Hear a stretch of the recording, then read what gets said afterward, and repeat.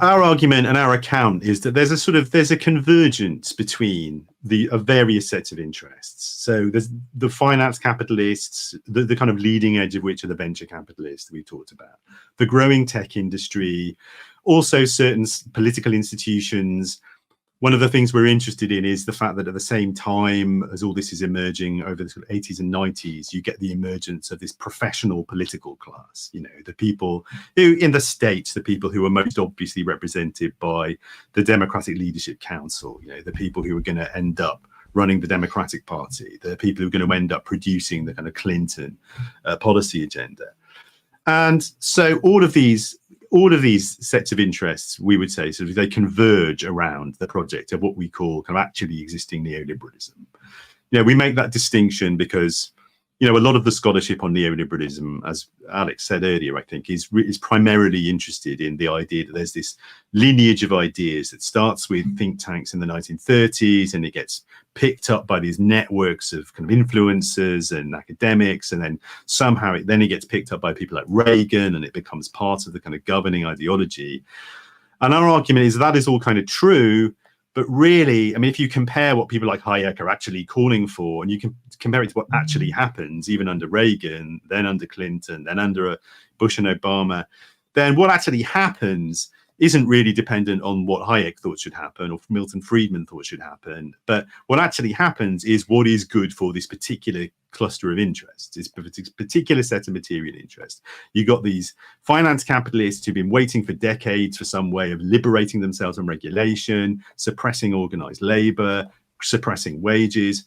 You've got the tech people who I think we have to recognize are kind of distinctive, and they they are different, like a Zuckerberg is different from like a finance capitalist because he does actually do something and he writes some code, he produces it. They are kind of different, they are distinctive, and they have their roots in MIT and Stanford, and they have their own kind of history.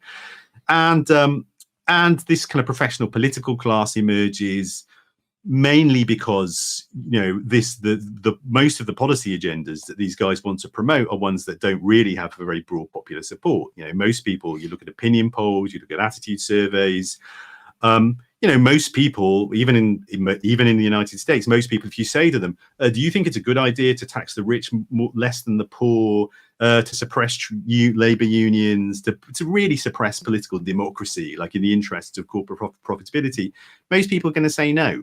We don't think that's a good idea.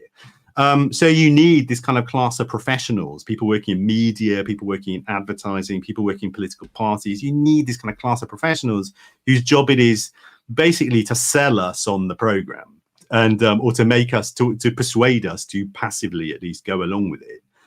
But then to some extent, everybody, at least large majorities of people, do have to be offered something. We have to be offered some kind of stake in it. It's in the nature of hegemony that the interests of even a majority of people have to be to some extent realized.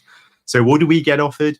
Well, as we said before, what we get offered in return for all this stuff is a fantastic level of private luxury, basically a historically unprecedented set of opportunities to consume. We get the cheap vacations, we get the gadgets, we get lots of flavors of coffee, we get to experience, at least in our lives as consumers and as private individuals and in our private lives, we get a level of freedom, we get a level of private luxury for most of us, which is really historically unprecedented.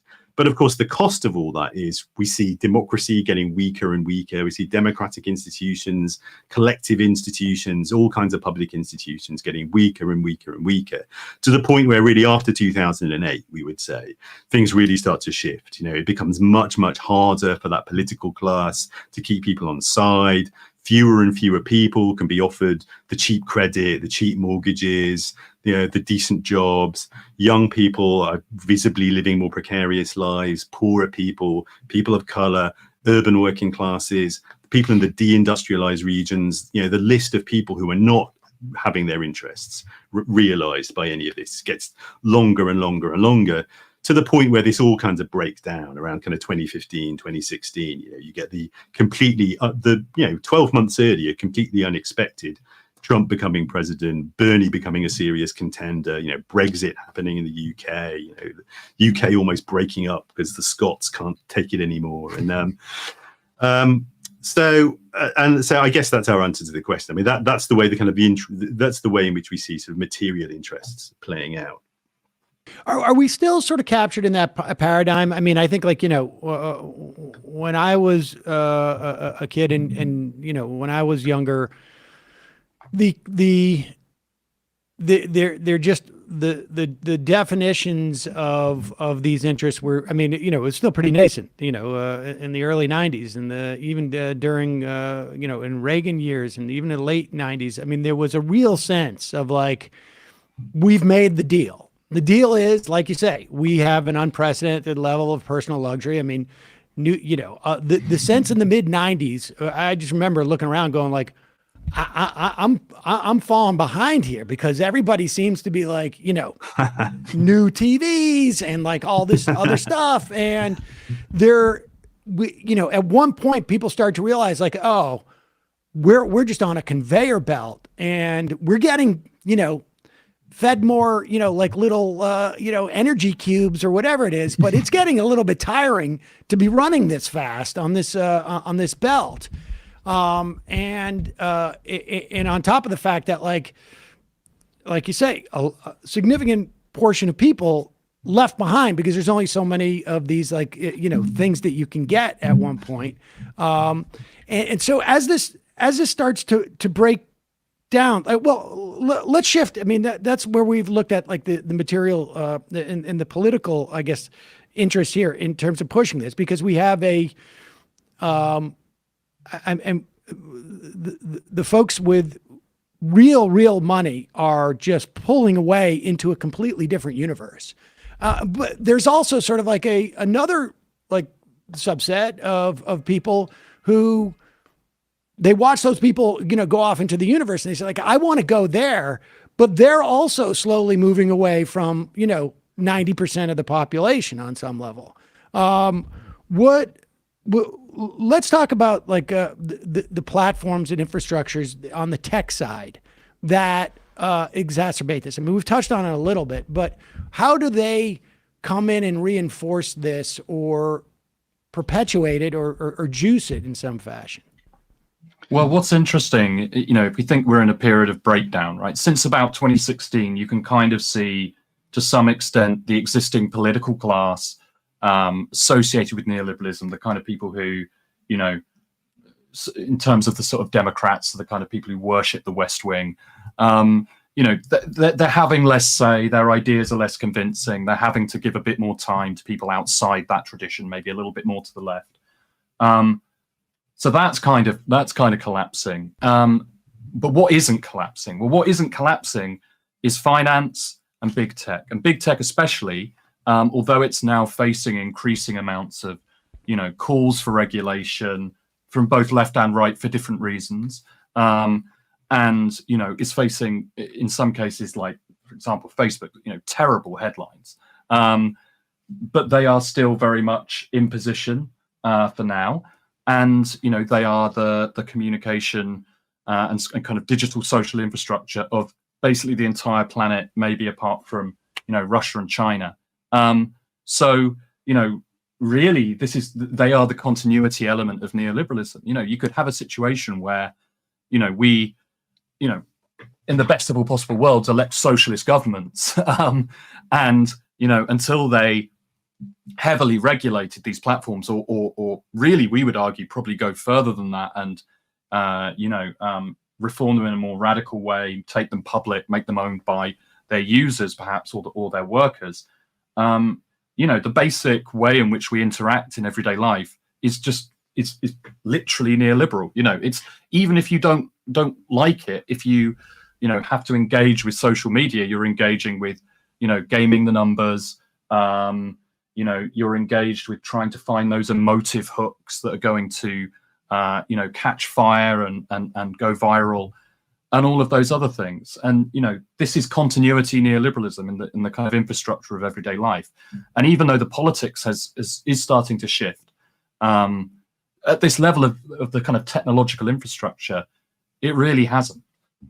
Yeah, I think in terms of this question of like where are we now, like and how continuous or discontinuous is all this stuff, it is really complicated, and we try to get into some detail in the book because we think there isn't just a simple answer. So one of the big debates like amongst economists at the moment, at least left economists, is neoliberalism over? I mean, the era of privatization, low taxes, now, is it over? After the bailouts post 2008, after the furloughing and all the public spending, the government spending through the pandemic, is it now over?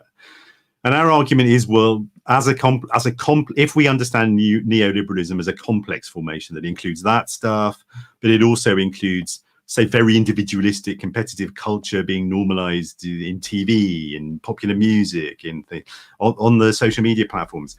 It also includes, it also involves a situation in which you can't have a figure from the left becoming a serious contender in mainstream politics, etc.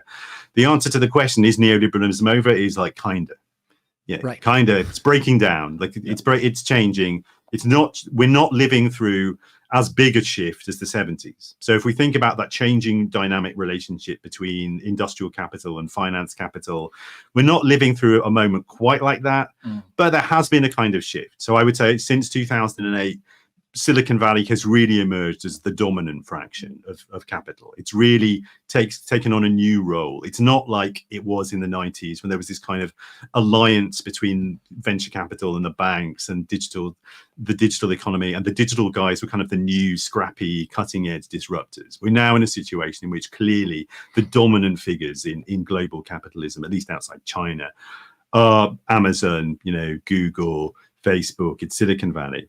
And they operate in quite a different way. As Alex said, they don't operate on the basis of competition, of like setting up companies, then shutting them down, then asset stripping them. They do operate in quite a different way on the basis of building these huge monopoly infrastructures that people use. And it's quite early days to say where all that is going. And you can kind of but you can see, like, even in the wider culture, for some people, for some social groups, we're very much still in that kind of cultural historical moment of what we call the long 90s, this sense that really that world is never going to end.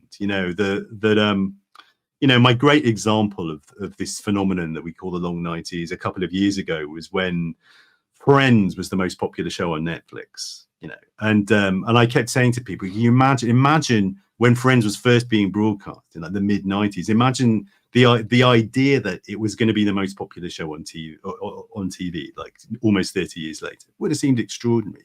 So for some people, there's this continuity, and clearly for example, the people running, the DNC, say, and the people who are now in control of the Labour Party in Britain, there's a very deep commitment to the idea that nothing can or must ever change. You can never do anything different. But for other people, as we said, for many constituencies, it's very clear, for many of us, and especially for many young people, for all those people who've been left behind and excluded, that period clearly is over. We're in a different period. Something else has to happen. It's not entirely clear what. It's not entirely clear what else is going to emerge. Like we tried with Bernie, we've tried with Corbyn, we've had Trump.